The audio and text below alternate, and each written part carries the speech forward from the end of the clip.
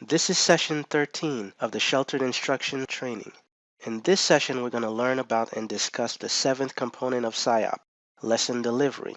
We're going to watch a video on lesson delivery and highlight various activities for lesson delivery. In this session, we will be discussing the component lesson delivery of the SIOP model. Our focus for this session are the 4 features in lesson delivery. Those 4 features are number 23 and 24, content objectives and language objectives are clearly supported by lesson delivery. 25, students are engaged approximately 90 to 100% of the period. And 26, pacing of the lesson is appropriate for the students' ability levels. Our content objectives for this session are to identify if the delivery of a lesson is supporting the objectives and to recognize activities that engage all students and pace the lesson appropriately.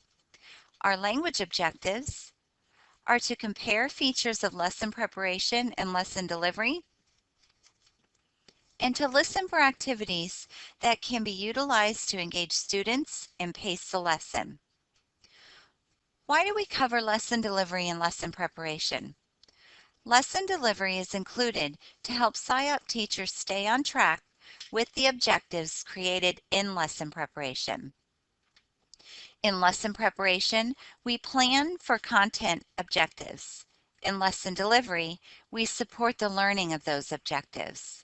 In lesson preparation, we plan for language objectives. In lesson delivery, we support the learning of those objectives. Also in lesson preparation, we address grade level content, plan for supplementary materials and adapted content, as well as plan for meaningful activities. These 4 features correlate nicely with the 2 features in lesson delivery that promote student engagement and pace the lesson appropriately. More specifically, supplementary materials, adapted content, and meaningful activities drive the pacing of the lesson. Written student-friendly objectives remind us of the focus of the lesson, providing a structure for classroom procedures. They allow the students to know the direction of the lesson, as well as help them stay on task. Language objectives might be related to a WITA-stranded MBI, such as students will compare and contrast attributes of 3-dimensional shapes from labeled models or charts. In WITA, with the MPIs, there is a learning content stem as well as a support and a language skill. Language objectives might be related to the teacher's scope and sequence of language skills that their own students need to develop, such as students will describe how personal connections they make with the text help them understand the story. Content and language objectives must be addressed explicitly during the lesson and reviewed at the end. They must be observable, measurable, and assessed. Observable means the goals should be able to be noticed by an observer. Measurable, there needs to be a way to assess whether the students met the objectives or made progress toward meeting them. And assessed, the objectives are reviewed at the end of the lesson and the class can determine if they were met. Backwards planning can be a useful lesson preparation procedure to help plan language objectives that you will carry out during lesson delivery. Begin by creating or deciding upon your assessment and what time frame you would like to reach that assessment. Then decide upon the activities and lessons that you will perform in order to teach the content. And finally, create the language objectives according to what language skill the students will be using. So let's take a look at pacing. This means students are paying attention and on task. They are following the lesson, responding to teacher directions, and performing the activities as expected. When students are in groups, all are participating. When students are engaged, they are involved in activities that challenge them and allow them to gain confidence.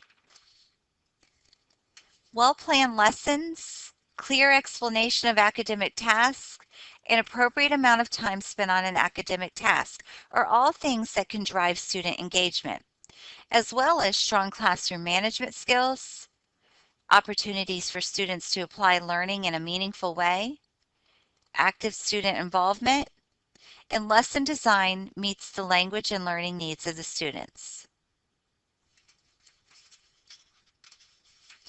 3 aspects of student engagement should be considered.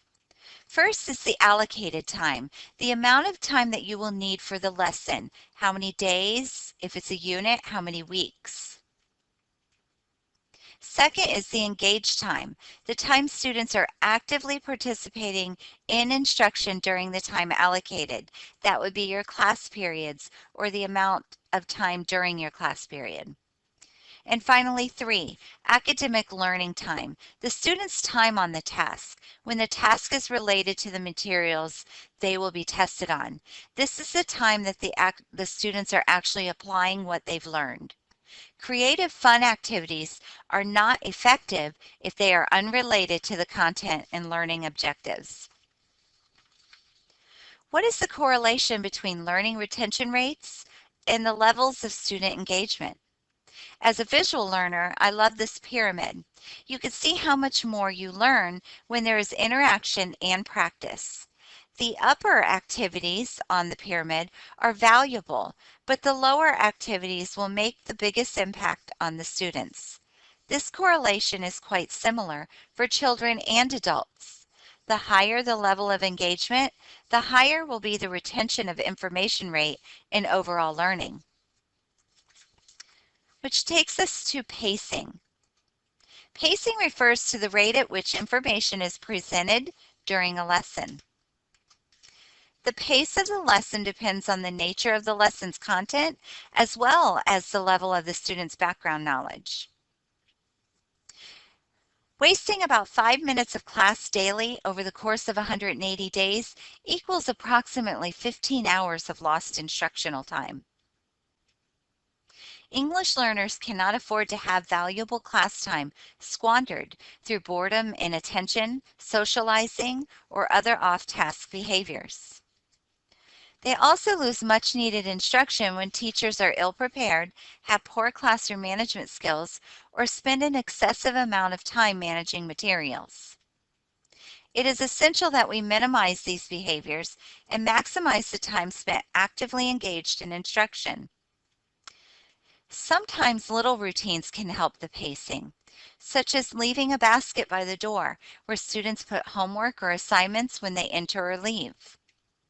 Having a materials manager for each group of desks who distribute books or materials to everyone in that group.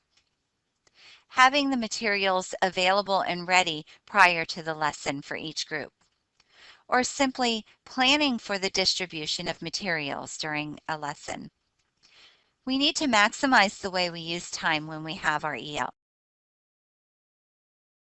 Let's look at a few activities for lesson delivery.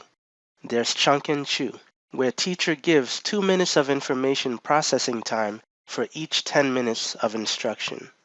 Heading into questions. You look at the title and subheadings to predict what the book is about. Students ask who, what, when, where, why, and how.